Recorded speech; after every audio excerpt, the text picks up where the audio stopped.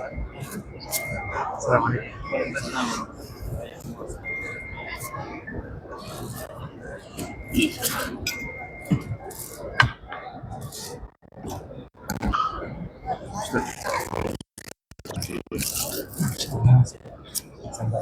Saya tadi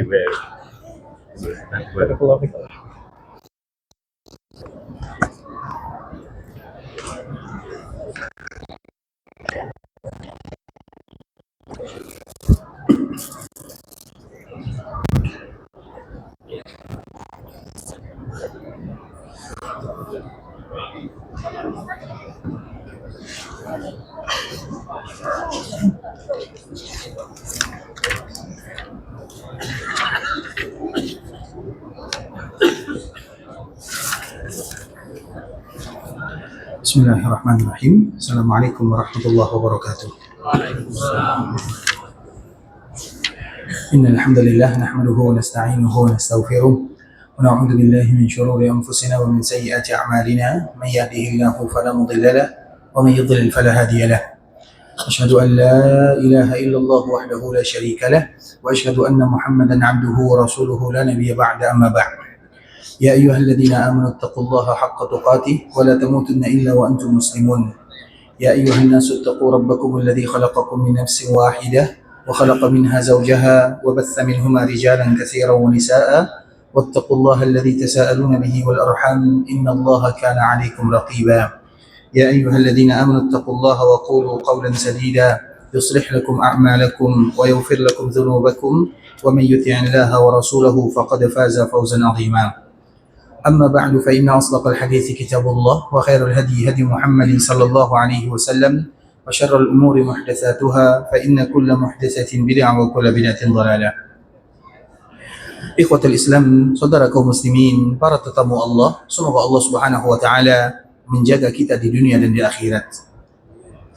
Alhamdulillah, kita senantiasa bersyukur kepada Allah Subhanahu wa taala dengan memperbanyak ibadah kepadanya. Karena hakikat syukur yang sesungguhnya adalah dengan beribadah dan mengabdikan diri kepada Allah Subhanahu wa taala. Salah satu doa yang tidak pernah ditinggalkan oleh baginda Nabi sallallahu alaihi wasallam ketika Nabi melakukan tasyahud akhir, kalimat yang mulia yang semua kaum muslimin mudah menghafalnya. Allahumma a'inni ala dzikrika wa syukrika wa husni ibadatik. Kalimat ini merupakan di antara doa yang tidak pernah ditinggalkan oleh Nabi sallallahu alaihi wasallam setiap kali Nabi sallallahu alaihi wasallam melaksanakan ibadah salat. Karena di antara salah satu ibadah yang paling berat adalah ibadah salat, dan salat itu adalah tanda orang yang beribadah dan tanda orang yang bersyukur kepada Allah Subhanahu wa taala. Makanya di dalam doa ini disebutkan Allahumma a'inni ala zikrika wa syukrika wa husni ibadah. Ya Allah, bantu aku untuk bersyukur dan bantu aku untuk beribadah. Seolah-olah antara syukur dengan ibadah dua hal yang tak bisa dipisahkan. Maknanya siapapun yang ingin bersyukur kepada Allah, wajib bagi mereka beribadah kepada Allah. Percuma kita mengucapkan Alhamdulillah siang dan malam namun kita tidak beribadah kepada Allah. Bukan syukur namanya. Makanya Nabi SAW pernah melakukan salat malam, dan memang itu merupakan di antara kewajiban yang ditetapkan oleh Allah Subhanahu wa taala untuk baginda Rasulullah sallallahu alaihi wasallam. Karena salat malam itu merupakan salat yang diwajibkan dulu sebelum salat 5 waktu. Kemudian setelah turun kewajiban salat 5 waktu, maka salat malam itu menjadi dianjurkan dan disunnahkan bagi kaum muslimin, tapi ditetapkan untuk baginda Nabi sallallahu alaihi wasallam. Dan kita tahu bagaimana Nabi sallallahu alaihi wasallam salat malam, bahkan sampai bengkak kaki Nabi sallallahu alaihi wasallam. Karena saking lamanya Nabi berdiri untuk Allah Azza wa Jalla. Maka di saat itulah ikhwatul Islam, Ibunda Aisyah bertanya, "Ya Rasulullah, bukankah engkau adalah orang yang dimuliakan? Bukankah engkau sudah dijamin surga, diampunkan dosanya? Dan itu sesuatu yang pasti untuk baginda Nabi yang mulia. Bahkan kita juga tahu surga itu tidak dibuka kecuali Nabi yang pertama kali membukanya. Bahkan Allah perintahkan kepada yang menjaga surga, yang terkenal dengan malaikat Ridwan, walaupun riwayat ini adalah riwayat yang kurang kuat, namun yang paling pasti namanya adalah khazin, tidak akan dibukakan kecuali untuk baginda Muhammad bin Abdullah sallallahu alaihi wasallam. Artinya tidak akan ada yang masuk surga kecuali Nabi yang pertama kali buka pintu surga. Agar kita tahu bagaimana kedudukan mulia Nabi sallallahu alaihi wasallam. Bahkan di saat itulah Nabi mengatakan, ana sayyidu waladi Adam wala fakhr. Aku ini adalah pemimpin seluruh anak Adam. Karena di dunia banyak yang tidak mengakui Nabi sallallahu alaihi wasallam, tapi di akhirat semua manusia akan tertuju kepada Nabi. Kemuliaan demi kemuliaan yang Allah berikan kepada Nabi.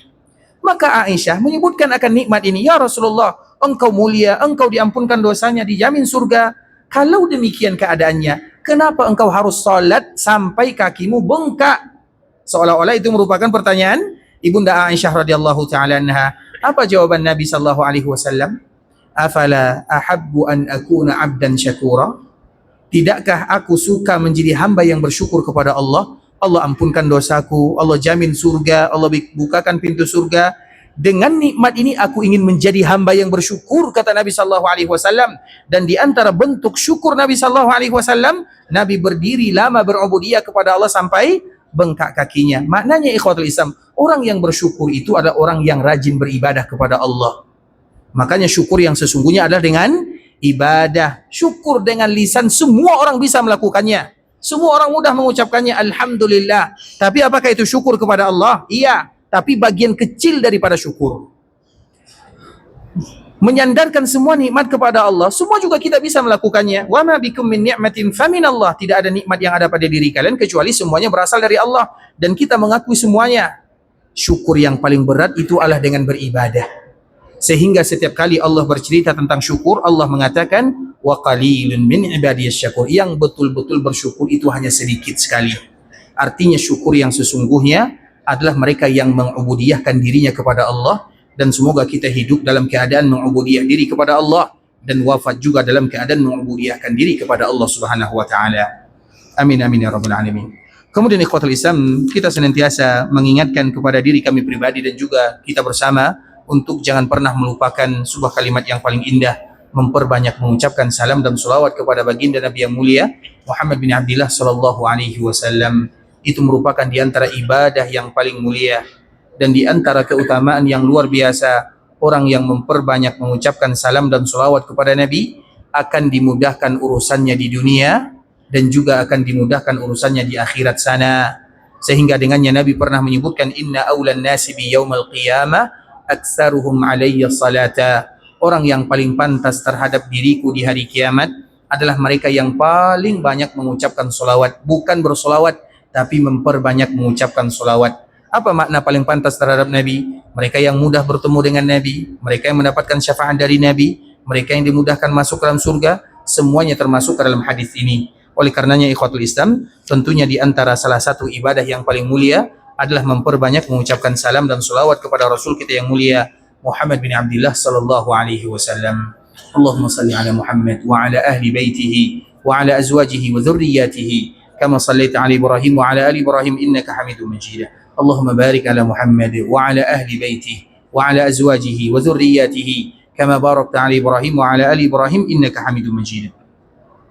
Ikhwatul Islam, saudara kaum muslimin, para tetamu Allah rahimani wa rahimakumullah, kita akan kembali melanjutkan pembahasan yang sebelumnya telah kita jelaskan, yaitu bagaimana nasihat Nabi sallallahu alaihi wasallam. Dan di antara salah satu wasiat Rasulullah sallallahu alaihi wasallam adalah untuk menjaga orang-orang Ansar, karena mereka adalah orang-orang yang paling berjasa dalam kehidupan baginda Rasulullah sallallahu alaihi wasallam, secara khusus periode Madinah, di mana orang-orang Madinah yang berasal dari suku Al-Aus dengan suku Al-Khazraj, maka mereka semua disebut dengan orang-orang Al-Ansar. Kemudian ikhwatul Islam, kita akan kembali melanjutkan bagaimana kisah wafatnya baginda Rasulullah sallallahu alaihi wasallam, karena Nabi sallallahu alaihi wasallam hidup di kota Madinah kurang lebih 10 tahun lamanya.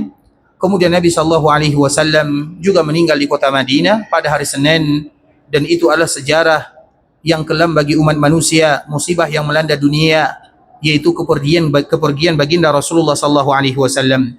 Kemudian ikhwatul Islam, kita akan kembali menceritakan sedikit bagaimana keadaan Nabi sallallahu alaihi wasallam. Karena sebelumnya kita pernah menyebutkan Nabi sallallahu alaihi wasallam mulai merasakan sakit di akhir bulan Safar, dan sakit tersebut semakin berat dirasakan oleh Nabi sallallahu alaihi wasallam di awal bulan Rabiul Awal. Tanggal 1 Rabiul Awal 2 sampailah pada hari Kamis. Hari Kamis itu ikhwatul Islam, yaitu kurang lebih 5 hari sebelum Nabi sallallahu alaihi wasallam meninggal.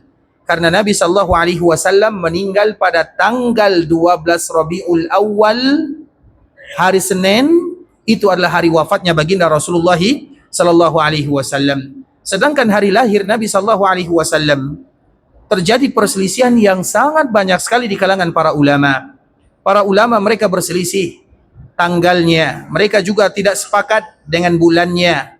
Kenapa demikian? Karena memang kalender Hijriyah disebut dengan Hijriyah, yaitu dihitung ketika Nabi sallallahu alaihi wasallam hijrah dari Mekah menuju Madinah. Jadi kalender Hijriyah ini ikhwatul Islam baru dijadikan sebagai Hijriyah, dihitung dari hijrahnya Nabi. Sedangkan sebelum hijrahnya Nabi tentu tidak ada. Oleh karena itulah disitulah yang menjadikan perbedaan para ulama. Perbedaan para ulama dikala menentukan kapan Nabi sallallahu alaihi wasallam dilahirkan. Terlepas daripada itu semua, yang disepakati hanya dua. Yang pertama adalah tahunnya disebut dengan tahun gajah. Yang kedua yang disepakati oleh para ulama, ijma' para ulama semuanya diambil dari hadis Nabi sallallahu alaihi wasallam bahwa Nabi itu lahir di hari Senin. Sehingga hari Senin itu ikhwatul Islam adalah hari di mana Nabi dilahirkan. Kenapa demikian? Karena Nabi sallallahu alaihi wasallam pernah ditanya tentang puasa hari Senin. Ya Rasulullah, kenapa engkau berpuasa di hari Senin? Maka Nabi sallallahu alaihi wasallam menjawab, "Dzalika yaumun wulidtu fi." Hari itu adalah hari di mana Allah lahirkan diriku. Kalau sekiranya ada di antara kaum muslimin yang ingin mengenang hari kelahiran Nabi sallallahu alaihi wasallam, maka lakukanlah apa yang dilakukan oleh Nabi sallallahu alaihi wasallam, dan yang dilakukan oleh Nabi adalah berpuasa setiap hari Senin. Jadi kalau ada di antara kita yang berpuasa setiap hari Senin karena Nabi berpuasa di hari Senin dan itu adalah hari dilahirkan Nabi, maka tidak ada masalah. Bisa dipahami? Makanya kalau ada di antara kita yang ingin mengenang hari kelahiran Nabi, maka berpuasalah setiap hari Senin sebagaimana yang dilakukan oleh baginda Rasulullah sallallahu alaihi wasallam. Karena hari Senin itu adalah hari Nabi dilahirkan. Hari Senin itu adalah Nabi Rasul. Hari Senin itu pula lah Nabi sampai ke kota Madinah, dan hari Senin itu pula lah Nabi sallallahu alaihi wasallam dipanggil oleh Allah Subhanahu wa taala untuk selama-lamanya. Hari Senin itu punya nilai sejarah terkhusus untuk baginda Rasulullah sallallahu alaihi wasallam, dan di antara salah satunya adalah hari kelahiran Nabi. Dengan itulah alasan mengapa Nabi sallallahu alaihi wasallam berpuasa di hari Senin.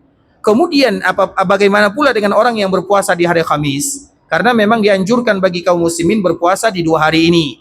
Hari Senin karena hari kelahiran Nabi sallallahu alaihi wasallam, dan hari Khamis atau hari Kamis adalah hari di mana amalan-amalan akan diangkat kepada Allah Subhanahu wa taala, sehingga seorang hamba merasa bangga dikala penutup daripada amalannya berpuasa untuk Allah Subhanahu wa taala.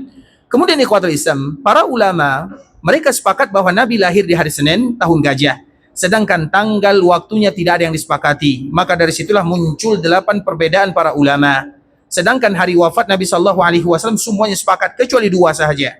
Ada yang menyebutkan tanggal 12 Rabiul Awal, ada pula yang menyebutkan tanggal 11 Rabiul Awal pada hari Senin. Itu saja perbezaan para ulama untuk menentukan kapan wafatnya baginda Rasulullah sallallahu alaihi wasallam. Terlepas daripada itu semua ikhwatul Islam, Nabi sallallahu alaihi wasallam wafat pada hari Senin. Kemudian beberapa hari sebelumnya Nabi sallallahu alaihi wasallam merasakan sakit yang luar biasa beratnya. Dan di antara penyakit yang dirasakan oleh Nabi adalah sakit kepala yang berat. Kemudian kerongkongan Nabi sallallahu alaihi wasallam karena racun yang pernah terminum oleh Nabi dikala terjadi perang Khaybar. Kemudian Nabi sallallahu alaihi wasallam juga merasakan demam panas yang begitu luar biasa. Itulah yang menyebabkan Nabi sallallahu alaihi wasallam sakit dan terbujur serta berbaring di rumah ibunda Aisyah radhiyallahu taala anha. Kemudian ikhwatul Islam, siapa yang menjaga Nabi sallallahu alaihi wasallam dikala Nabi sakit? Kalau dari kalangan perempuan, maka semua istri Nabi selalu dan senantiasa menemani Nabi sallallahu alaihi wasallam. Iya, di akhir kehidupan Nabi sallallahu alaihi wasallam, Nabi sallallahu alaihi wasallam senantiasa bertanya kepada keluarganya, "Aina ana gadan?" Esok saya tinggal di mana? Esok saya di rumah siapa? Karena Nabi sallallahu alaihi wasallam ingin tinggal di rumah ibunda Aisyah radhiyallahu taala anha. Kemudian ikhwatul Islam, dari kalangan laki-laki yang senantiasa mengawani dan menemani Nabi sallallahu alaihi wasallam adalah Fadl bin Abbas, kemudian Kusam bin Abbas, kemudian Abbas itu sendiri, kemudian Ali bin Abi Thalib, kemudian juga Usama. 5 orang inilah yang senantiasa menjaga, mengawal, mendampingi Nabi sallallahu alaihi wasallam terutama dikala Nabi sallallahu alaihi wasallam sakit, bahkan mereka jugalah yang nanti akan memandikan Nabi, mengkafankan Nabi, mengkuburkan Nabi sallallahu alaihi wasallam. 5 orang ini. Yang pertama paman Nabi sallallahu alaihi wasallam yang bernama Al-Abbas, dan Nabi sallallahu alaihi wasallam tidak lagi punya keluarga kecuali pamannya 1 orang sahaja, yaitu Al-Abbas. Paman Nabi sallallahu alaihi wasallam ada 10 orang. Dalam riwayat yang lain paman Nabi ada 12, ada 13 orang. Semuanya meninggal kecuali 4 dikala Nabi menjadi Nabi dan menjadi Rasul. Abu Lahab, Abu Talib, Hamzah dan Al-Abbas. Kemudian dari 4 ini yang ikut Nabi 2, yaitu Hamzah dengan Al-Abbas. Kemudian yang tersisa dari 2 ini hanya 1, yaitu Al-Abbas. Sehingga para ulama menyebutkan bahwa Al-Abbas itu adalah Ahlul Bait, karena satu-satunya paman yang tersisa dari Nabi sallallahu alaihi wasallam adalah Al-Abbas. Kemudian anak Al-Abbas itu ada Kutham dan Fadal. Mereka ini juga yang selalu menjaga baginda Rasulullah sallallahu alaihi wasallam. Kemudian ada Ali bin Abi Thalib, menantu Nabi sallallahu alaihi wasallam. Kemudian Usama. Usama itu adalah anak daripada anak angkat Nabi sallallahu alaihi wasallam, yang mana ada salah seorang yang bernama Zaid bin Harithah yang dulu pernah bernama Zaid bin Muhammad. Kemudian dibatalkan oleh Allah Subhanahu wa taala bahwa tidak boleh menasabkan siapapun kecuali kepada orang tua kandungnya. Siapapun yang menasabkan dirinya kecuali kepada orang tua kandungnya atau yang menasabkan kepada orang lain, maka itu adalah dosa yang paling besar, dan bahkan itu termasuk dosa besar. Kemudian ikhwatul Islam, 5 orang ini yang selalu menjaga Nabi sallallahu alaihi wasallam, terutama melengkapi apa yang diperlukan oleh Nabi sallallahu alaihi wasallam dikala Nabi sakit. Kemudian nanti akan kita jelaskan sedikit demi sedikit ikhwatul Islam, dan kita akan bacakan beberapa riwayat yang berkaitan dengan wafatnya baginda Rasulullah sallallahu alaihi wasallam. Salah satunya adalah hadis yang dibawakan oleh Ibunda Aisyah radhiyallahu taala anha. Apa kata Ibunda Aisyah radhiyallahu taala anha? Inna kunna azwajan Nabi sallallahu alaihi wasallam indahu jami'a lam tughadar minna wahidah. Dikala Nabi sallallahu alaihi wasallam sakit berat, maka kami istri-istri Nabi sallallahu alaihi wasallam selalu bersama Nabi dan berkumpul di rumah Aisyah radhiyallahu taala anha. Iya, Nabi sallallahu alaihi wasallam sakit di rumah Aisyah, tapi semua istri Nabi sallallahu alaihi wasallam berada di rumah Aisyah untuk menjaga baginda Rasulullah sallallahu alaihi wasallam. Lam tughadar minna wahidah, dan tidak ada satupun di antara kami yang meninggalkan baginda Nabi sallallahu alaihi wasallam. Istri Nabi sallallahu alaihi wasallam yang bersama Nabi sallallahu alaihi wasallam yang pertama adalah Ibunda Saudah, dan itu adalah istri Nabi yang paling tua. Umurnya sama dengan Ibunda Khadijah radhiyallahu taala anha. Bahkan sebagian riwayat menyebutkan ikhwatul Islam, ketika Nabi sallallahu alaihi wasallam menikah dengan Saudah, dikala Ibunda Khadijah wafat, umur mereka sama. Kalau sekiranya umur Ibunda Khadijah 65 tahun, berarti Nabi menikah dengan Ibunda Saudah dikala Ibunda Saudah berumur 65 tahun. Kalau sekiranya umur daripada Ibunda Khadijah 53 tahun, berarti Ibunda Saudah dikala menikah dengan Nabi sallallahu alaihi wasallam adalah 53 tahun. Mengapa kita membezakan kalimat ini ikhwatul Islam? Karena memang sebahagian para ulama menyebutkan bahwa Ibunda Khadijah menikah dengan Nabi sallallahu alaihi wasallam umurnya 40 tahun. Hanya saja riwayat ini juga tidak kuat. Riwayat yang kedua menyebutkan bahwa Ibunda Khadijah menikah dengan Nabi sallallahu alaihi wasallam umurnya 28 tahun. Hanya saja riwayat ini juga tidak kuat. Artinya kalau dari sisi riwayat, kedua-duanya ada kelemahan. Ada rawi yang matruk namanya. Matruk itu yang ditinggalkan. Yang menyebutkan Ibunda Khadijah umurnya 28 tahun juga tidak kuat.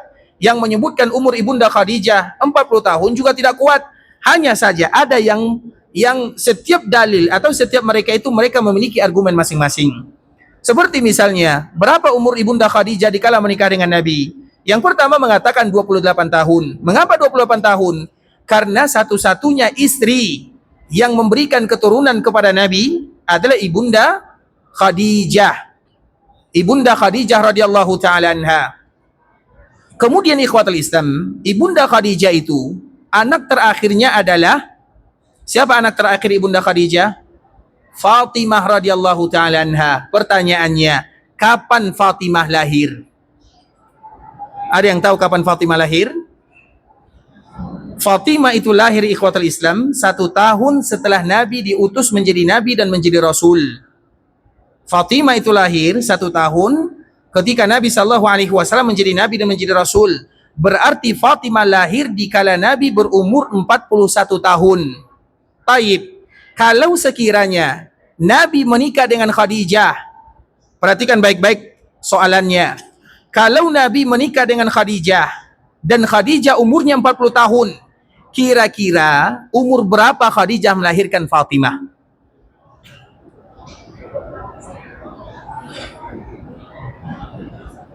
Umur berapa? Berapa? 50? 53 atau 52? Ini mengantuk atau tidur? Atau tidak tahu? Kita ulang lagi pertanyaannya, ikhwatul Islam. Kalau sekiranya ibunda atau Fatimah radhiyallahu taala anha lahir dan umur Nabi 41 tahun, berarti umur berapa Khadijah melahirkan Fatimah kalau sekiranya Fatimah atau kalau sekiranya Khadijah menikah dengan Nabi umurnya 40 tahun? Berarti 56 tahun. Kira-kira wanita yang berumur 56 tahun masih sanggup melahirkan atau tidak? Kebiasaannya. Biasanya wanita itu kapan terakhir melahirkan? Umur berapa? 40-an. 50 masih ada? Ada, tapi jarang. Apalagi 50. Maka disitulah pendapat pertama ini, ikhwatul Islam, mengatakan tidak mungkin Nabi menikah dengan ibunda Khadijah. Khadijah umurnya 40 tahun. Karena anak yang terakhir itu adalah Fatimah radhiyallahu taala anha. Dan Fatimah itu lahir di kala Nabi berumur 41 tahun. Artinya ibunda Khadijah berumur 56 tahun. 56 tahun itu, ikhwatul Islam, sulit lagi untuk melahirkan. Itu pendapat yang pertama. Maknanya mereka mengatakan bahwa Nabi menikah dengan ibunda Khadijah umurnya 28 tahun. Kalau sekiranya ibunda Khadijah menikah dengan Nabi umurnya 28 tahun, berarti kapan ibunda Khadijah melahirkan Fatimah? 28 tambah 16. 44 tahun. Kira-kira kemungkinan 44 tahun ini masih bisa melahirkan atau tidak? Masih. Nah, ini merupakan di antara pendapat yang menyebutkan, ikhwatul Islam, bahwa Nabi menikah dengan Khadijah umurnya 28 tahun. Sedangkan riwayat yang kedua, Nabi SAW menikah dengan Khadijah umurnya 40 tahun. Ada riwayat yang lain. Karena, ikhwatul Islam, ibunda Aisyah mengatakan, saya tidak pernah cemburu kepada istri Nabi yang lainnya kecuali kepada Khadijah. Dan yang paling pencemburu di antara istri Nabi SAW adalah Aisyah. Tapi yang paling Aisyah cemburu kepadanya adalah Khadijah. Khadijah itu berjumpa dengan Aisyah atau tidak? Berjumpa dengan Aisyah atau tidak? Betul tidak nih? Atau tidak tahu? Mengaku saja ya. Baik. Berjumpa atau tidak? Tentu kita tidak akan bisa menjawabnya sampai kita mengetahui kapan ibunda Khadijah wafat. Ibunda Khadijah wafat pada tahun ke-10 Hijriah. Pertanyaan kedua, kapan ibunda Aisyah lahir? Agar kita tahu mereka berjumpa atau tidak berjumpa. Kapan ibunda Aisyah lahir? Ada yang tahu? Ibunda Aisyah lahir itu, ikhwatul Islam, ada yang menyebutkan kurang lebih tahun ke-5 dari kenabian. Karena Nabi SAW menikah dengan ibunda Aisyah dan umur ibunda Aisyah adalah 6 tahun. Berarti pada tahun ke-10 dari kenabian, antara 10 dengan 11, maka Aisyah berumur 6 tahun. Berarti dikurangi 11 dikurangi 6 menjadi 5. Nah, artinya ibunda Aisyah ini bertemu dengan Khadijah atau tidak? Jelas itu pertanyaannya? Jelas atau tidak? Artinya ibunda Aisyah lahir pada tahun ke-5 Hijriah. Ibunda Khadijah wafat pada tahun ke-5 kenabian. Ibunda Khadijah wafat pada tahun 10 dari kenabian. Berarti mereka berjumpa atau tidak? Berjumpa, ikhwatul Islam. Tapi dikala berjumpa Aisyah masih berumur 5 atau 6 tahun. Kira-kira umur 5 atau 6 tahun sudah tahu orang atau tidak? Sudah tahu atau tidak? Belum bagi anak biasa, tapi sudah bagi ibunda Aisyah radhiyallahu anha. Dan kita harus tahu, ikhwatul Islam, kita harus tahu bahwa ibunda Aisyah menikah dengan Nabi SAW dikala berumur 6 tahun. Itu adalah wahyu dari Allah Subhanahu wa taala. Dan kita juga harus tahu bahwa sebelum Nabi melamar ibunda Aisyah, Aisyah itu sudah dilamar oleh salah seorang yang bernama Jabir. Jabir itu adalah anak daripada Mut'im bin Adi, salah seorang yang kemarin kita sebutkan bahwa di antara salah satu yang 3 orang yang paling dermawan di tanah Arab itu, yang pertama adalah Mut'im bin Adi, yang kedua adalah Amr bin Luhai, yang ketiga adalah Ibnu Jada'an. Mereka ini adalah orang-orang yang dermawan. Makanya dikala ibunda Khadijah wafat, Allah Subhanahu wa taala perintahkan kepada Nabi sallallahu alaihi wasallam untuk menikah dengan Aisyah. Maka Nabi datang kepada Abu Bakar Siddiq. Kemudian dikala Nabi melamar Abu Bakar Siddiq atau putrinya, apa kata Abu Bakar? Wahai Rasulullah, sesungguhnya Mut'im bin Adi sudah melamar putriku untuk anaknya. Artinya Nabi sallallahu alaihi wasallam menikah dengan Aisyah, bukan Nabi yang pertama kali melamarnya. Bisa kita tahu? Agar kita tidak berburuk sangka ikhwatul Islam, bahwa pernikahan itu yang pertama adalah wahyu dari Allah Azza wa Jal. Yang kedua, sebelum Nabi melamar, sudah ada yang melamar. Artinya kalau sudah ada yang melamar sebelum Nabi, apa maknanya? Berarti Aisyah adalah orang yang sudah pantas untuk dilamar. Bukan dilamar berbeza ya, karena orang dulu menikah bukan langsung harus satu rumah. Karena Nabi SAW baru satu rumah dengan Aisyah di kota Madinah, bukan di Mekah. Menikah lain, satu rumah lain. Sebagaimana juga putri Nabi SAW yang bernama Ruqayyah dan Ummu Kulthum menikah, tapi mereka tidak satu rumah dengan anaknya Abu Jahal, yang satu namanya Utsbah dan yang satu namanya Utaibah. Terlepas daripada itu semua ikhwatul Islam, Aisyah dikala cemburu, dia katakan kepada Nabi SAW, ya Rasulullah, engkau setiap kali menyebutkan nama seorang wanita, tidak pernah engkau melupakan Khadijah, sedikit-sedikit Khadijah. Kenapa engkau selalu menyebutkan nenek tua yang sudah empong itu ya Rasulullah? Itu kalimat yang keluar dari seorang wanita yang sedang cemburu. Ini khusus bagi yang punya istri lebih dari satu. Yang tak punya tak usah dengarkan. Tadi kata Islam. Kita lanjutkan. Makanya apa kata ibunda Aisyah radhiyallahu taala anha, ya Rasul, engkau selalu sebut nama Khadijah, sedikit Khadijah. Bukankah Allah telah mengganti nenek tua ompong? Ini bahasa dia ya. Ini bahasa yang kami terjemahkan. Bukankah Allah telah mengganti nenek tua yang sudah ompong dengan yang terbaik? Artinya dirinya. Apa kata Nabi sallallahu alaihi wasallam? Tidak wahai Aisyah. Tidak pernah ada yang terbaik dibanding dengan Khadijah. Dia beriman kepadaku dikala orang-orang kufur. Kemudian dia menghalalkan, memberikan hartanya kepadaku dikala orang menghalangnya. Kemudian dari dirinya Allah berikan kepadaku anak dan keturunan. Dan itu tidak aku dapatkan dari istri yang manapun. Terlepas daripada itu semua ikhwatul Islam, riwayat ini disebutkan oleh para ulama. Bagaimana ungkapan ibunda Aisyah bahwa Nabi SAW menikah dengan wanita yang tua lagi, giginya ompong. Maka dari situlah para ulama menyebutkan Nabi menikah dengan Khadijah umurnya 40 tahun. Karena dikalau Nabi menikah dengan ibunda Khadijah, umur Khadijah 40 tahun, berarti umur berapa ibunda Khadijah wafat?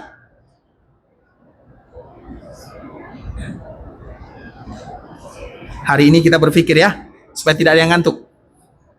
Taib, kalau Nabi menikah dengan Khadijah, umur Khadijah 40 tahun, berarti umur berapa ibunda Khadijah wafat? Berapa? Coba lihat lagi, perhatikan baik-baik jawabannya. Kalau sekiranya Nabi SAW menikah dengan ibunda Khadijah dikala Khadijah berumur 40 tahun, umur berapa Khadijah wafat? Berapa? 67. Betul, salah nih. Insya Allah salah ya. Kenapa? Jangan jauh-jauh ke Isra Mi'raj. Nabi menikah dengan Khadijah, umur Khadijah 40 tahun. Kapan Khadijah wafat? Berapa umurnya? 25 tahun pernikahan Nabi dengan Khadijah. Berarti 40 tambah 25. 60? Jelas? Jelas ya? Karena Nabi menikah dengan Khadijah selama 25 tahun. Paham sampai di sini? Nah, orang yang berumur 65 tahun, seorang wanita yang berumur 65 tahun, kemungkinan ompong ada atau tidak? Ada. Tapi kalau sekiranya Nabi menikah dengan Khadijah, umur Khadijah 28 tahun, berarti umur berapa Khadijah wafat? 53. 53 itu kan giginya masih kuat kan? 53 rata-rata belum ada yang ompong kan? Ada yang ompong di sini. 53 tahun. Artinya disitulah para ulama menyebutkan ikhwatul Islam bahwa Khadijah itu wanita yang ompong, kata Aisyah radhiyallahu taala anha, maknanya Nabi menikah dengan Khadijah dan umur Khadijah adalah 65 tahun dikala dia meninggal. Kalau sekiranya Khadijah berumur 65 tahun dikala meninggal, maka seperti itu pula lah umur Ibunda Saudah dikala menikah dengan Nabi sallallahu alaihi wasallam. Agar kita tahu Nabi menikah dengan seorang wanita yang berumur 65 tahun. Apakah itu gara-gara nafsu atau gara-gara Nabi suka menikah? Tidak. Tapi itu semuanya karena kemaslahatan dan perintah dari Allah Azza wa Jalla. Bisa dipahami? Kemudian setelahnya baru Nabi sallallahu alaihi wasallam menikah dengan Ibunda Aisyah, dan menikah dengan Ibunda Aisyah 3 tahun berpisah. Nabi tidak lihat Aisyah, Aisyah juga tidak melihat Nabi. Agar kita tahu pernikahan Nabi sallallahu alaihi wasallam semata-mata perintah dari Allah Subhanahu wa taala dan demi kemaslahatan yang sangat luar biasa banyaknya. Kemudian ikhwatul Islam, itu adalah istri Nabi sallallahu alaihi wasallam. Yang tertua adalah Saudah dan yang termuda adalah Aisyah radhiyallahu taala anha. Kemudian Ibunda Safiyah, kemudian Hafsah, kemudian Ummu Habibah. Ummu Habibah itu namanya adalah Hindun. Kemudian Ummu Salamah. Ummu Habibah namanya adalah Ramlah. Kemudian Ummu Salamah namanya adalah Hindun. Kemudian Juwairiyah. Kemudian Maimunah yang terakhir. Kemudian juga di antara istri Nabi namanya Zainab binti Jahshin. Itu adalah istri Nabi sallallahu alaihi wasallam yang ada di samping Masjid Nabawi dan yang rumahnya juga semuanya di samping Masjid Nabawi yang bagian kiri, dan mereka inilah yang selalu menjaga Nabi sallallahu alaihi wasallam, dan mereka selalu berkumpul di rumah Ibunda Aisyah radhiyallahu taala anha. Siapa yang bisa kembali mengulang nama istri Nabi yang tadi kita sebutkan? Kalau tak kita tutup buku, selesai. Taib sila. Ibunda Safiyah, Aisyah, Hafsah, Hindun. Hindun itu siapa?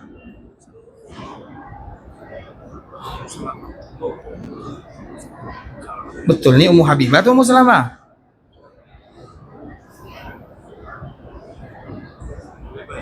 Tak tahu. Ulang lagi. Taib, ulang lagi. Karena biasanya semakin diulang semakin salah. Taib, kita ulang lagi. Taib. Kita ulang yang pertama. Safiyah, Aisyah, Hafsah, Maimunah. Siapa? Ummu Salamah. Taib. Juwairiyah. Maimunah sudah tadi. Saudah. Zainab. Masya Allah. Allah mabarik. Berarti kaedah tadi salah ya. Semakin diulang semakin tepat ya. Masya Allah. Bisa di... Masya Allah. Barakallahu fiik. Allah yahfadz. Itu adalah orang-orang yang selalu bersama baginda Rasulullah sallallahu alaihi wasallam. Istri Nabi yang tersisa ada 8 orang. Sedangkan ada 9 orang. Sedangkan Maria itu terjadi perselisihan para ulama di sana. Terlepas daripada itu semua ikhwatul Islam, karena kita mengatakan yang demikian sesuai dengan hadis yang disebutkan oleh Ibunda Aisyah, lam tughadar minna wahidah. Dikala Nabi sallallahu alaihi wasallam sakit, tidak satu pun di antara kami yang meninggalkan Nabi. Maknanya mereka selalu dan senantiasa menjaga Nabi sallallahu alaihi wasallam. Sebenarnya ikhwatul Islam, istri Nabi, mereka berebut ingin menjaga Nabi sallallahu alaihi wasallam. Hanya saja hati Nabi itu condong kepada Ibunda Aisyah radhiyallahu taala anha. Dan wajar ikhwatul Islam, Ibunda Aisyah merupakan seorang wanita yang lahir dari sahabat Nabi yang paling mulia, yaitu Abu Bakar As-Siddiq radhiyallahu taala anhu. Makanya Abu Bakar disebut dengan Abu Bakar As-Siddiq, kemudian Aisyah juga disebut dengan As-Siddiqah, As-Siddiqah binti Siddiqah, orang yang paling dicintai oleh Nabi sallallahu alaihi wasallam. Dan orang yang paling dicintai oleh Nabi sallallahu alaihi wasallam dari kalangan istri Nabi yang masih hidup, yang pertama adalah Ibunda Aisyah radhiyallahu taala anha. Karena bagaimanapun ikhwatul Islam, para ulama mereka menyusun siapa sih yang paling dicintai oleh Nabi sallallahu alaihi wasallam. Tentu yang pertama kali dicintai oleh Nabi sallallahu alaihi wasallam adalah keluarganya. Dan keluarga Nabi yang paling dicintai oleh Nabi sallallahu alaihi wasallam adalah Ibunda Khadijah. Kemudian otomatis anak-anaknya Khadijah, dan yang paling dicintai oleh Nabi sallallahu alaihi wasallam dari anak-anak Khadijah adalah Fatimah radhiyallahu taala anha. Kemudian setelahnya Abu Bakar As-Siddiq. Kemudian setelahnya adalah Ali bin Abi Thalib, dari kalangan laki-laki Abu Bakar As-Siddiq, kemudian Ali bin Abi Thalib. Kemudian ikhwatul Islam dari kalangan perempuan setelahnya adalah Ibunda Aisyah radhiyallahu taala anha. Jadi bagaimanapun Ibunda Aisyah adalah wanita yang paling dicintai oleh Nabi sallallahu alaihi wasallam. Tapi walau demikian Khadijah juga paling dicintai oleh Nabi sallallahu alaihi wasallam. Jadi mana yang paling dicintai oleh Nabi? Khadijah atau Aisyah? Khadijah atau Aisyah? Yang mengatakan Khadijah salah. Aisyah katakanlah dia itu. Tapi ikhwatul Islam, karena tidak boleh kita, yang salah itu bukan jawabannya, pertanyaan yang salah. Kenapa demikian ikhwatul Islam? Karena Khadijah itu periodenya Mekah dan ibunda Aisyah periodenya Madinah. Membandingkan itu kalau sama-sama di Mekah atau kalau sama-sama di Madinah. Tapi kalau satu Mekah, satu Madinah tak boleh. Bisa dipahami? Artinya Nabi mencintai Khadijah di kala periode Mekah dan seolah-olah itulah yang menjadi sponsor Nabi SAW, dan Nabi mencintai Aisyah di kala periode Madinah. Dua masa yang tak sama dan berbeza, dan kedua-duanya adalah orang yang dicintai oleh baginda Nabi SAW. Kemudian sambungan daripada hadis ini ikhwatul Islam, fa'aqbalat Fatimah alaiha salam tamshi. Kumpul semuanya untuk menjaga Nabi SAW.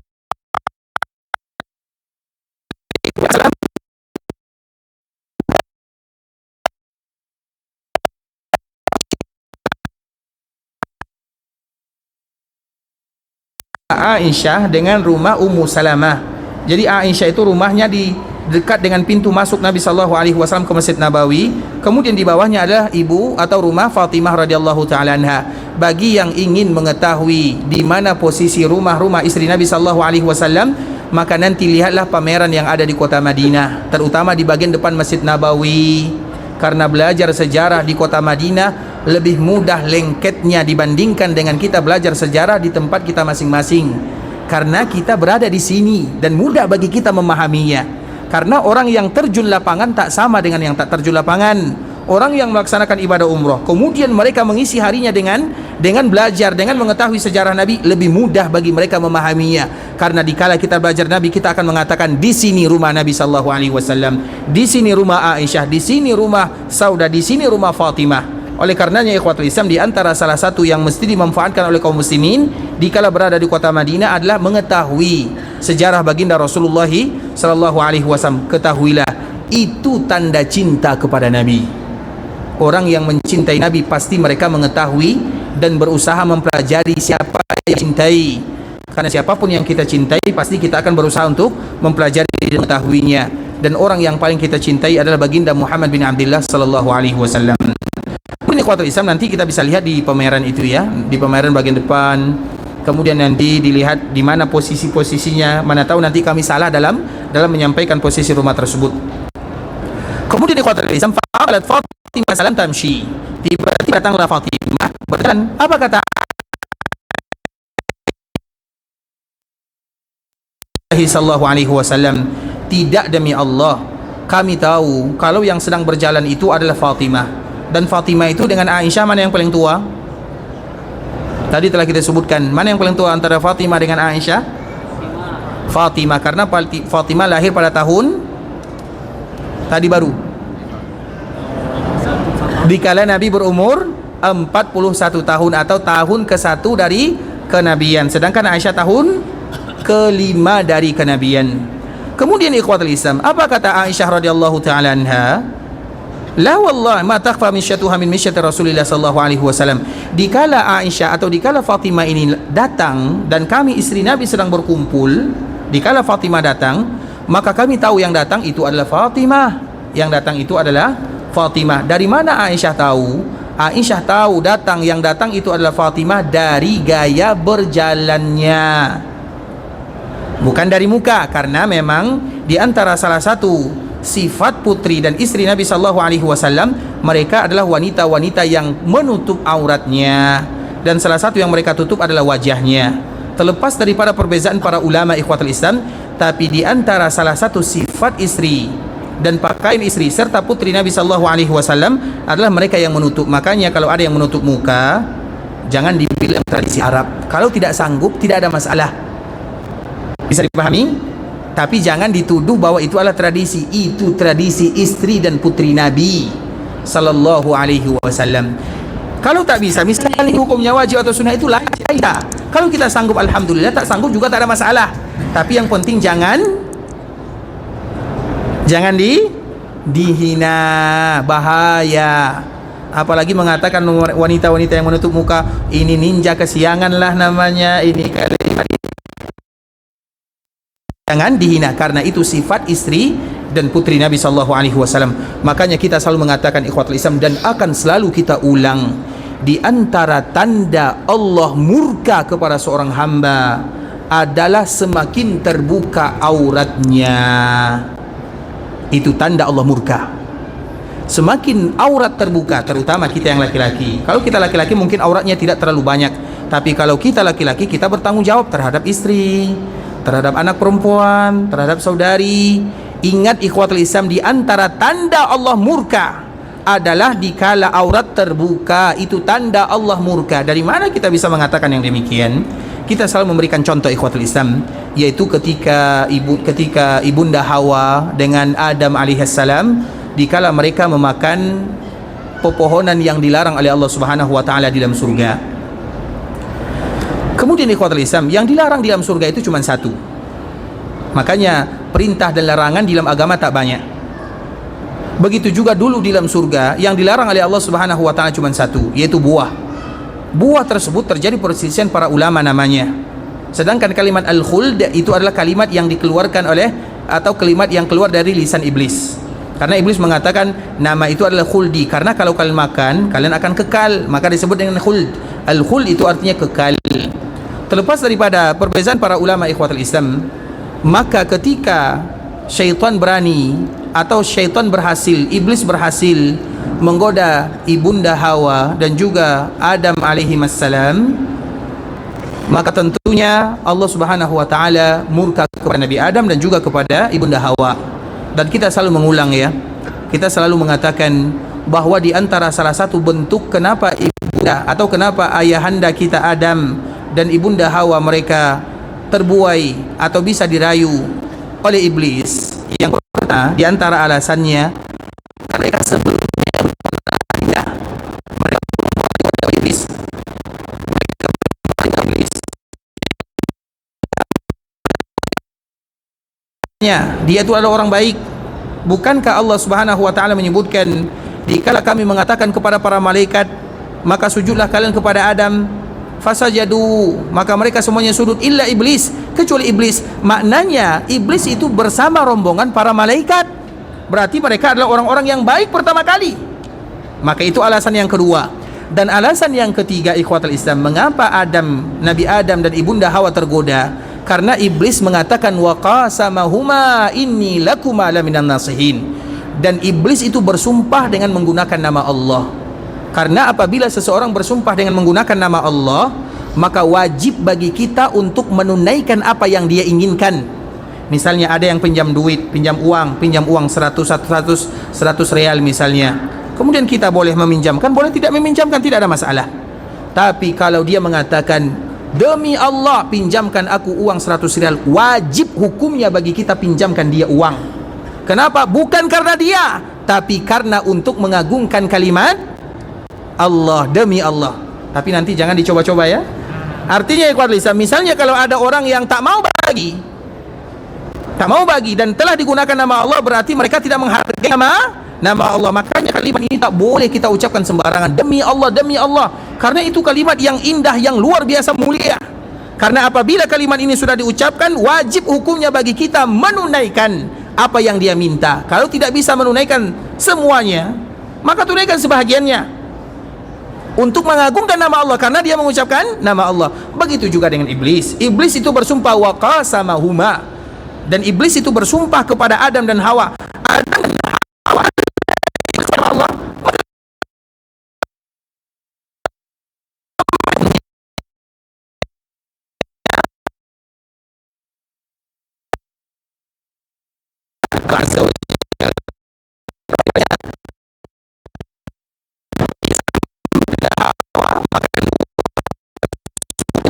Mereka berdua. Dikala Allah murka, apa yang terjadi? Awal bentuk Allah murka, bagaimana Allah murka kepada Adam dan Hawa? Yang pertama kali bentuk Allah murka adalah tersingkap semua auratnya. Nabi Adam terbuka pakaiannya semuanya. Begitu juga dengan ibunda Hawa, tersingkap semua pakaiannya semuanya. Sehingga Adam dan Hawa alaihi wassalam terpaksa mereka mencari dedaunan yang ada di surga untuk menutup kembali auratnya. Malu. Bisa dipahami? Fatafiqa yakhsifan. Kemudian mereka pun mulai mulai minggir atau mulai mencari tempat berlindung. Mereka menjadikan dedaunan sebagai penutup aurat tersebut. Nah, itu merupakan di antara tanda Allah murka kepada seorang hamba. Kemudian setelahnya baru Allah Subhanahu wa taala menyebutkan, "Wahai Adam, bukankah aku melarang kamu untuk memakannya?" Kemudian Adam alaihi salam dimudahkan oleh Allah Subhanahu wa taala untuk kembali langsung bertaubat kepadanya.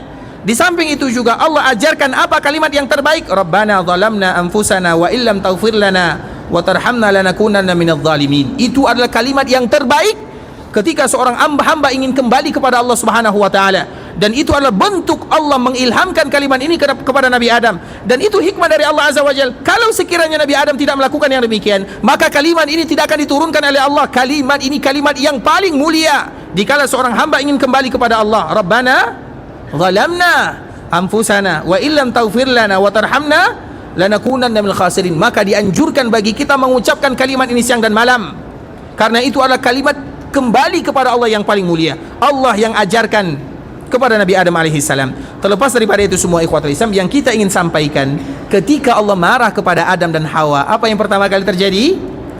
Tersingkap auratnya. Maka di antara tanda Allah marah kepada seorang hamba adalah dikala mereka sudah mulai memamerkan auratnya, apalagi kaum wanita. Dan kita yang bertanggung jawab, karena mereka adalah ibu kita, mereka adalah istri kita, mereka adalah saudari kita, mereka adalah keluarga kita semuanya.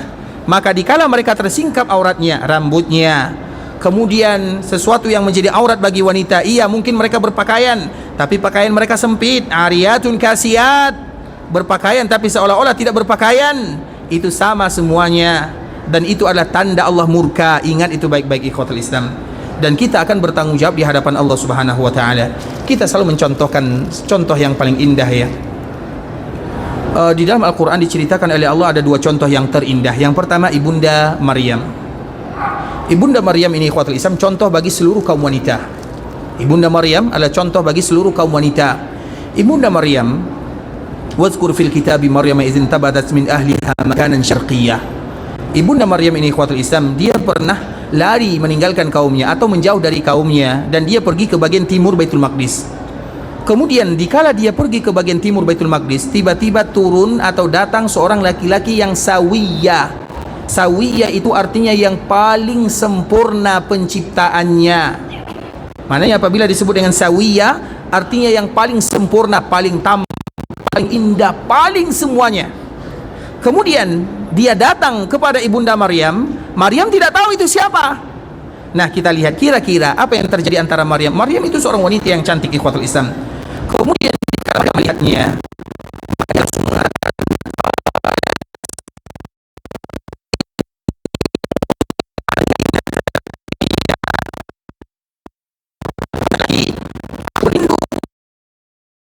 kamu bertakwa. Padahal yang datang itu adalah seorang laki-laki yang sempurna keindahannya. Tapi bagaimana Ibunda Maryam menjaga dirinya? Dia langsung mengatakan, a'udzu birrahmani minki. Dan itu kalimat yang boleh kita ucapkan ya. Kalau ada perempuan-perempuan yang cantik misalnya dekat-dekat, a'udzu birrahmani minki. Atau misalnya perempuan yang didatangi oleh laki-laki misalnya, a'udzu birrahmani minka in kunta taqiyya. Semua dalam Al-Quran itu cerita yang sangat indah, ikhwatul Islam. Bisa kita terapkan dalam kehidupan. Itu contoh yang pertama. Kemudian setelah Ibunda Maryam mengatakan kalimat ini, barulah malaikat mengatakan, aku ini bukan manusia, aku ini utusan Allah, malaikat yang diutus oleh Allah untuk meniupkan terjadilah apa yang terjadi setelahnya. Kemudian contoh yang kedua adalah Asfuro, kalau tidak salah namanya ya. Dia adalah istrinya Nabi Musa alaihissalam. Terlepas daripada nama tak perlu, yang perlu kisahnya. Dia juga adalah seorang wanita yang memiliki sifat yang sangat mulia, tidak pernah dekat dengan laki-laki. Kemudian apa lagi sifatnya, ikhwatul Islam? Dan Nabi Musa pun adalah seorang laki-laki yang sangat pencemburu. Dan kita selalu menceritakan alasan kenapa Nabi Musa mendapatkan wahyu dari Allah, karena dikala Nabi Musa diperintahkan oleh Allah untuk datang ke Mesir berdakwah kepada Fir'aun, maka dia bersama rombongannya berjalan. Di siang hari Nabi Musa selalu mengatakan, pergilah kalian duluan kepada rombongan. Kenapa Nabi Musa tidak mau berjalan bersamanya? Karena Nabi Musa itu adalah orang yang paling pencemburu. Jadi dia tidak mau istrinya dilihat oleh rombongan ini. Pergi kalian, lihat kami berduaan belakangan. Kemudian di malam hari nanti mereka bergabung lagi.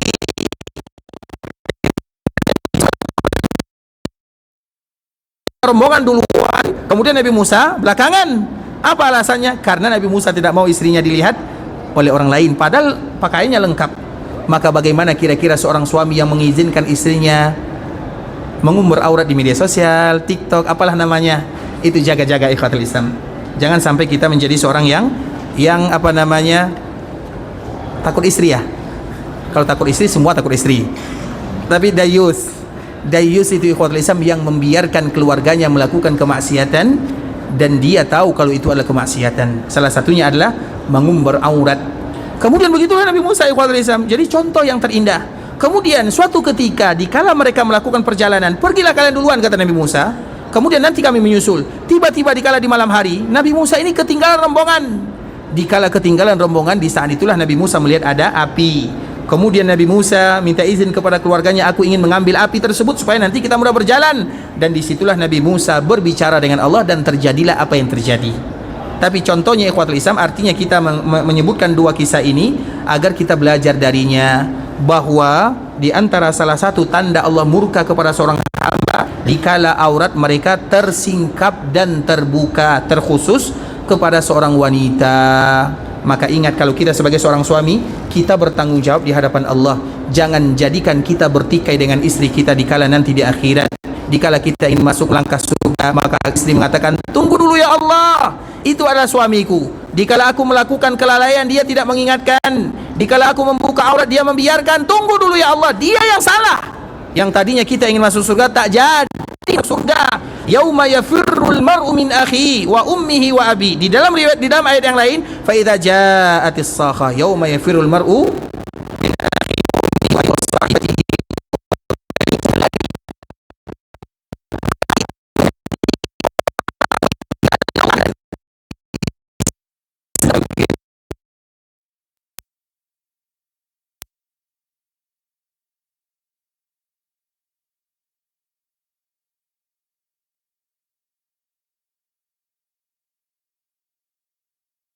Atau ibu, siapapun yang mereka kita merupakan tanggung jawabnya, maka kewajiban kita adalah memerintahkan mereka untuk menutup auratnya. Kalau tidak ikhwatul Islam, kalau mereka membuka aurat, itu tanda Allah murka. Kalau Allah murka, kita tahu kalau Allah murka semuanya bisa jadi tidak ada keberkahan dalam kehidupan. Terlepas daripada itu semua ikhwatul Islam, kita lanjutkan. Aisyah mengatakan, la wallahi ma takhfa misyatuha min misyati Rasulillah sallallahu alaihi wasallam. Dikala Fatimah ini datang, maka kami lihat ternyata yang datang Fatimah dari gaya berjalannya. Maknanya Fatimah sedang memakai pakaian yang tertutup semuanya. Dan mereka tidak tahu kalau itu adalah Fatimah kecuali dengan gaya berjalannya. Karena Fatimah itu adalah seorang putri yang paling mirip gaya berjalannya dengan Nabi sallallahu alaihi wasallam. Bagaimana cara berjalan Nabi? Nabi berjalannya seperti turun dari tempat yang tinggi. Jadi cepat gerak Nabi sallallahu alaihi wasallam. Kemudian ikhwatul Islam, begitu juga dengan Fatimah. Jadi gaya berjalan Fatimah itu mirip sekali dengan Nabi sallallahu alaihi wasallam. Dan wajar mirip ikhwatul Islam, itu adalah ayahnya. Begitu juga orang yang paling mirip dengan Nabi sallallahu alaihi wasallam adalah cucu Nabi yang bernama Hasan dan Husain. Hasan itu paling mirip dengan Nabi sallallahu alaihi wasallam yang bagian atasnya, dan Husain itu paling mirip dengan Nabi sallallahu alaihi wasallam bagian bawahnya. Artinya kedua-duanya sama-sama mirip dengan Nabi sallallahu alaihi wasallam. Kemudian juga yang mirip dengan Nabi sallallahu alaihi wasallam adalah sepupu Nabi, namanya adalah Ja'far. Ja'far itu adalah orang yang mirip sangat dengan Nabi sallallahu alaihi wasallam. Yang lain namanya adalah Abu Sufyan. Abu Sufyan itu adalah anaknya Al-Haris. Al-Haris itu adalah paman Nabi yang pertama dari Abdul Muttalib, lahir yang namanya Al-Haris. Al-Haris itu punya anak namanya Abu Sufyan. Dia juga adalah musuh Nabi di awal dakwah. Kemudian pada akhirnya dia ikut kepada agama Nabi, dan dia juga orang yang paling mirip dengan Nabi sallallahu alaihi wasallam. Jadi beberapa orang ini adalah orang yang paling mirip dengan baginda Rasulullah sallallahu alaihi wasallam. Kemudian falamma ra'aha rahaba qal marhaban bibnati. Ketika Nabi sallallahu alaihi wasallam melihat putrinya datang, Nabi sallallahu alaihi wasallam paling senang kalau putrinya datang. Nabi sallallahu alaihi wasallam paling suka kalau Fatimah yang datang. Bahkan kalau Fatimah tidak datang ikhwatul Islam, Nabi yang mendatangi rumahnya, karena rumah mereka tak jauh. Bahkan pernah kita mengetahui di antara salah satu penyebab doa zikir yang diajarkan oleh Nabi adalah karena Fatimah. Jadi Nabi SAW setiap kali Fatimah datang, Nabi bahagia, Fatimah juga bahagia. Bahkan Nabi SAW sangat dekat dengan putrinya Fatimah. Setiap kali berjumpa, Nabi akan mencium di antara kedua keningnya, atau Nabi SAW akan selalu mengatakan marhaban bibnati, selamat datang wahai putriku. Dan setiap kali Fatimah datang itu ikhwatul Islam, Nabi akan menyambutnya dengan sesemangat mungkin, karena Fatimah sangat dicintai oleh Nabi, sebagaimana Nabi sangat mencintai Fatimah, atau Fatimah sangat mencintai Nabi SAW.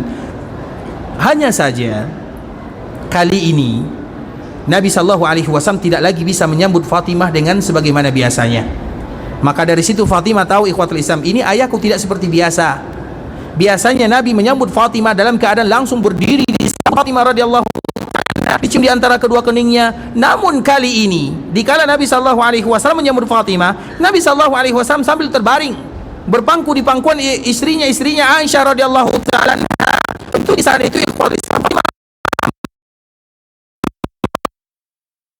Islam, maka Nabi SAW hanya sambil duduk, minta didudukan, kemudian Nabi duduk, fa summa ajlasaha an yamini aw an shimali. Kemudian di saat itulah Nabi memerintahkan atau mempersilakan Fatimah duduk di bagian kanan, di samping kanan atau di samping kiri Nabi SAW. Kemudian apa yang terjadi? Thumma sarraha fabakat bukaan syadida. Dikala semuanya berkumpul, istri Nabi ada di sana, Fatimah juga ada di sana, dan Fatimah berada di samping kanan Nabi atau di samping kiri Nabi, maka Nabi membisikkan sesuatu kepada Fatimah. Dan artinya kalau Nabi membisikkan sesuatu, maknanya Nabi tidak ingin yang lain tahu. Maka di saat itulah Fatimah, dikala mendengarkan bisikan Nabi SAW, fabakat bukaan syadidah, Fatimah menangis sekuat-kuatnya.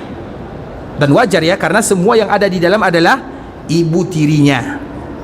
Kemudian ikhwatul Islam, falamma ra'a huznaha sarraha tsaniyah. Kemudian dikala Fatimah sedih, Nabi SAW tidak ingin putrinya bersedih, maka Nabi SAW kembali memanggil Fatimah radhiyallahu taala anha, kemudian kembali membisikkan bisikan yang kedua. Dikala Nabi membisikkan bisikan yang kedua, fa idza hiya tadhak, tiba-tiba Fatimah yang tadi bersedih menangis, tiba-tiba langsung tersenyum, bahkan tertawa. Jadi dalam satu waktu Fatimah bersedih, dalam waktu yang lain Fatimah juga tertawa. Faqultu laha, maka yang paling penasaran adalah ibunda Aisyah. Ibunda Aisyah ada di sana. Tentunya Aisyah itu merasa ada sesuatu yang lain. Wahai Fatimah, dia datang kepada Fatimah, wahai Fatimah, Nabi SAW membisikkan sesuatu kepadamu, kamu menangis. Kemudian Nabi bisikkan bisikan yang kedua, kamu tertawa. Kenapa bisa menangis dan tertawa? Itu merupakan di antara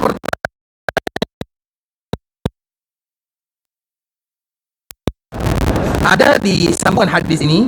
Namun insya Allah esok kita sambung, karena waktu juga tak cukup bagi kita untuk menyelesaikan apa yang disebutkan oleh Nabi SAW. Dan insya Allah bagi kita yang masih ada di sini, semoga dimudahkan bagi kita untuk menyempurnakan hadis ini. Dan ini semua adalah cerita tentang akhir kehidupan Nabi SAW. Dan di dalam bisikan tersebut ikhwatul Islam, salah satu isinya adalah kabar dari Nabi bahwa Nabi akan dipanggil oleh Allah Azza wa Jal. Nabi memberitahukan kepada Fatimah bahwa Nabi akan dipanggil oleh Allah Subhanahu wa taala. Dan insya-Allah akan kita sempurnakan bacaan hadis tersebut, dan semoga Allah Subhanahu wa taala mudahkan bagi kita dan berikan kepada kita ampunan, serta dimudahkan bagi kita untuk mengetahui dan mempelajari tentang sejarah baginda Nabi Muhammad sallallahu alaihi wasallam. Ikhwatul Islam, saudara kaum muslimin, sebelumnya kami mohon maaf ya, kemarin kami berjanji untuk memberikan kitab kepada bapak kita yang pakai kacamata hitam.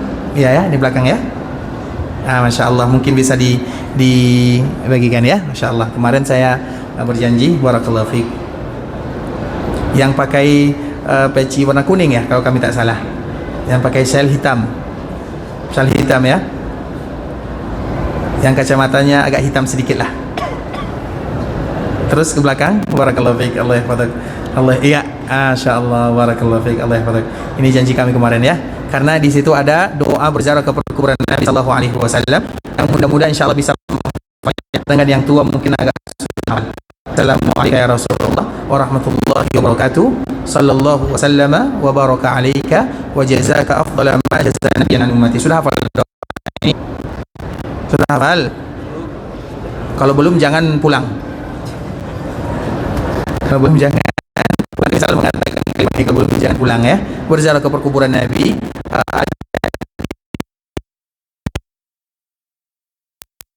Karena di antara salah satu kewajiban kita di kota Madinah adalah berziarah ke perkuburan Nabi sallallahu alaihi wasallam. Kita pun mengucapkan assalamualaikum ya Rasulullah wa rahmatullahi wa barakatuh. Sallallahu wasallam wa baraka alaika wa jazaka afdhala ma jaza nabiyyan an ummati. Itu adalah doanya dan semoga Allah mudahkan kita untuk menghafalnya. Ikhwatul Islam, saudara kaum muslimin, sampai di sini pembahasan yang bisa kami jelaskan. Yang benar dari Allah Subhanahu wa taala, yang salah dari diri kami pribadi karena kurangnya ilmu kami, karena kebodohan, karena kejahilan, karena ketidaktahuan kami. Kami mohon maaf kalau ada kata-kata yang salah, kalimat yang kurang tepat, penyampaian yang kurang bagus, kata-kata yang mungkin tidak kurang berkenan di telinga kami, mohon dimaafkan. Dan kita selalu berharap, bermohon, meminta kepada Allah Subhanahu wa taala agar kita tidak hanya berkumpul di kota Madinah, tapi semoga semua kita juga dikumpulkan oleh Allah di dalam surganya. Amin amin ya rabbal alamin. Semoga Allah ampunkan dosa kita bersama, dosa orang tua kita, dosa saudara-saudari kita, dan dosa seluruh kaum muslimin. Kalau ada di antara kita yang ingin pergi ke Mekah untuk beribadah, ya Allah terima semua amal ibadahnya, kabulkan doa dan permintaannya. Jadikan umrah yang mereka lakukan adalah umrah yang mabrurah, wa sa'yan mashkura, wa dzamban maghfura. Kalau ada di antara kita yang ingin pulang ke kampung halaman, semoga diberikan kemudahan dalam perjalanannya, dilancarkan urusannya, kembali kepada keluarga dalam keadaan sehat walafiat, dan semoga diberikan kesempatan berikutnya untuk selalu datang ke tanah haram Makkah dan Madinah. Kalau ada di antara kami yang sakit, sehatkan ya Allah. Kalau ada di antara kami yang mendapatkan masalah dan musibah, semoga Allah Subhanahu wa taala memberikan kelapangan dan kemudahan terhadap masalah dan musibah yang mereka hadapi. Semoga Allah berikan keberkahan dalam kehidupan, keberkahan dalam keluarga, usaha. Semoga Allah berikan kepada kita keikhlasan dalam ibadah. Semoga Allah berikan kepada kita kekuatan untuk istiqamah dalam beragama, dan semoga Allah tutup usia kita dalam keadaan husnul khatimah. Amin amin ya rabbal alamin. Subhanakallahumma bihamdika la ilaha illa anta astaghfiruka wa atubu ilaik. Wa sallallahu wa sallim ala nabiyyina wa habibina wa ala alihi wa sahbihi wa sallam. Assalamualaikum warahmatullahi wabarakatuh.